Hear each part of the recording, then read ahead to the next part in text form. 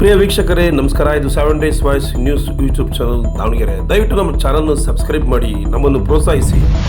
ನಮ್ಮ ಪಾಲಿಕೆ ಅಧಿಕಾರಿಗಳಿರ್ಬೋದು, PW ಅಧಿಕಾರಿಗಳಿರ್ಬೋದು, ಇವ್ರು ಯಾರು ಹೇಳೋರಿಲ್ಲ ಕೇಳೋರಿಲ್ಲ. ಚೆನ್ನಾಗಿರೋ ಸರ್ಕಲ್ ಕಲ್ಲಾಗಿ ವಿದೇಶಿ ಹೆಸರಿಡೋದು, ಹಾಳಾಗೋಗಿರೋ ರಸ್ತೆಗಳನ್ನ ನಮ್ಮ ಪಾಲಿಕೆ ಅಧಿಕಾರಿಗಳು ರಸ್ತೆ ಬಗ್ಗೆ ಸುರಕ್ಷತೆಯೇ ಇಲ್ಲ, ಕಾಳಜಿನೇ ಇಲ್ಲ.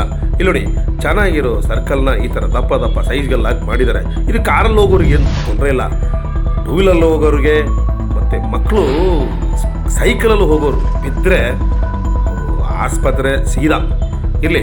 ಇದು ನಮ್ಮ PB ರಸ್ತೆ ವಾಣಿ ಹೋಂಡಾ ಶೋರೂಮ್ ಎದುರುಗಡೆ ಇರತಕ್ಕಂಥ ರಸ್ತೆ. ಇದು 44ನೇ ವಾರ್ಡ್ ಬರುತ್ತೆ.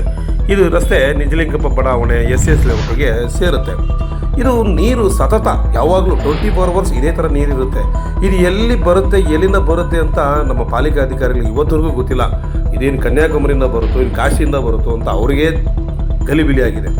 ಮೇಲಾಗಿ ಇಂಥ ರಸ್ತೆ ಗುಂಡಿಗಳು, ಈ ಗುಂಡಿಗಳಂತೂ ಇಲ್ಲಿ ರಸ್ತೆ ಕರೆಂಟೇ ಇರೋದಿಲ್ಲ, ರಾತ್ರಿ ವಿದ್ಯುತ್ ದೀಪಗಳೇ ಇರೋದಿಲ್ಲ. ಯಾಕೆಂದರೆ ಇಲ್ಲಿ ಯಾರೇ ಮನೆಗಳಿಲ್ಲ, ಇಲ್ಲಿ ಆ ಕಾರ್ಪೊರೇಟರ್ಗಳಿಗೆ ಓಟ್ ಹಾಕೋದಕ್ಕೆ ಇಲ್ಲಿ ಯಾವ ಮನೆಗಳಿಲ್ಲ, ಅಥವಾ ಇಲ್ಲಿ ಯಾವುದೇ ದೊಡ್ಡ ಅಧಿಕಾರಿಗಳು ಮನೆ ಇಲ್ಲ, ರಾಜಕಾರಣಿಗಳು ಮನೆ ಇಲ್ಲ. ಇಲ್ಲಿ ಜನಸಾಮಾನ್ಯರು ಓಡಾಡ್ತಾರೆ. ಮೇಲಾಗಿ ಇಲ್ಲಿ ಎರಡೆರಡು ಲೇಡೀಸ್ ಹಾಸ್ಟೆಲ್ ಇದೆ.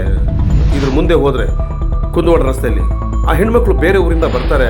ಇಲ್ಲಿ ವಾಣಿ ಹೋಂಡಾ ಶೋರೂಮ್ ಹತ್ರ ಇಳಿದು ರಸ್ತೆಯಲ್ಲಿ ಹೋಗಬೇಕು. ಇದನ್ನೆಲ್ಲ ದಾಟಿಕೊಂಡು ರಾತ್ರಿ ಹೊತ್ತಂತೂ ಸುಮಾರು ಜನ ದಿವಸಕ್ಕೆ 1-2 ಬೀಳ್ತಾನೆ ಇರ್ತಾರೆ. ಬಹುಶಃ ಸಾವು ಆದಮೇಲೆ ಏನಾದರೂ ಪಾಲಿಕೆ ಅಧಿಕಾರಿಗಳು ಈ ಪ್ಯಾಚ್ ವರ್ಕ್ನ, ಈ ನೀರು ಇಳಿಸೋ ಕೆಲಸನ ಮಾಡ್ತಾರೆ ಅಂತ ಕಾದು ನೋಡಬೇಕಾಗಿದೆ.